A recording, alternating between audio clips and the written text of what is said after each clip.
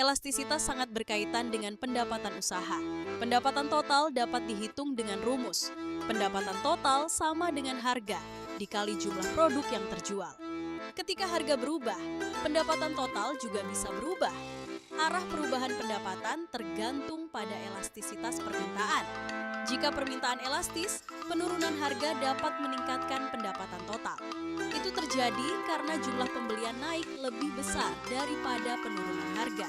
Sebaliknya, kenaikan harga dapat menurunkan pendapatan jika permintaan elastis. Jika permintaan inelastis, kenaikan harga dapat meningkatkan pendapatan total. Penurunan harga pada permintaan inelastis dapat menurunkan pendapatan total. Contoh sederhana, produk dijual 10.000 dan terjual 100 unit. Pendapatan total 200.000 rupiah.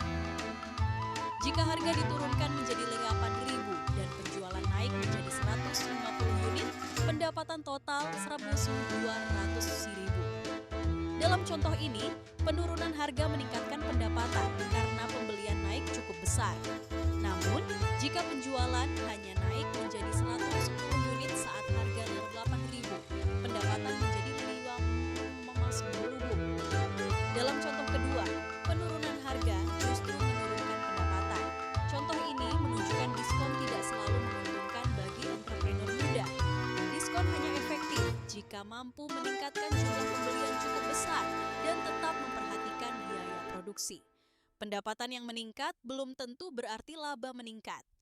Laba didapat setelah pendapatan dikurangi biaya. Entrepreneur harus memperhatikan biaya produksi dan margin keuntungan, bukan hanya jumlah terjual. Misalnya, harga 10.000 dan biaya produksi per unit 60.000 menghasilkan laba per unit 64.000. Jika terjual 100 unit, laba kotor menjadi 400.000.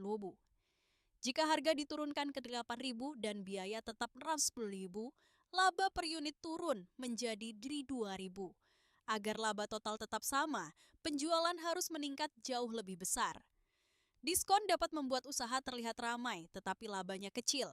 Ini sering terjadi pada usaha pemula yang menilai keberhasilan hanya dari peningkatan penjualan. Elastisitas membantu memahami respons konsumen, tetapi keputusan harga harus dikaitkan dengan struktur biaya. Harga terlalu rendah bisa membahayakan keberlanjutan usaha, sementara harga terlalu tinggi dapat menurunkan permintaan. Strategi harga perlu mempertimbangkan respons konsumen, biaya produksi, dan nilai produk. Selain permintaan, ada juga elastisitas penawaran yang menunjukkan perubahan jumlah yang ditawarkan akibat perubahan harga. Jika harga naik dan produsen mudah menambah produksi, penawaran bersifat elastis. Jika produsen sulit menambah produksi karena keterbatasan, penawaran bersifat inelastis. Contoh, usaha minuman sederhana bisa menambah produksi relatif cepat saat permintaan meningkat.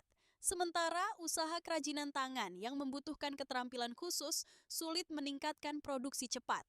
Elastisitas penawaran penting untuk mengelola kapasitas usaha saat permintaan tiba-tiba naik. Pelaku usaha perlu menilai apakah produksi bisa ditambah tanpa menurunkan kualitas atau menghambat pengiriman. Usaha yang tidak siap menghadapi lonjakan dapat terlambat kirim, menurunkan kualitas, dan merusak reputasi. Penawaran bukan hanya soal keinginan menjual lebih banyak, tetapi juga kemampuan menyediakan produk dengan baik. Elastisitas membantu entrepreneur muda menyusun strategi harga yang tepat.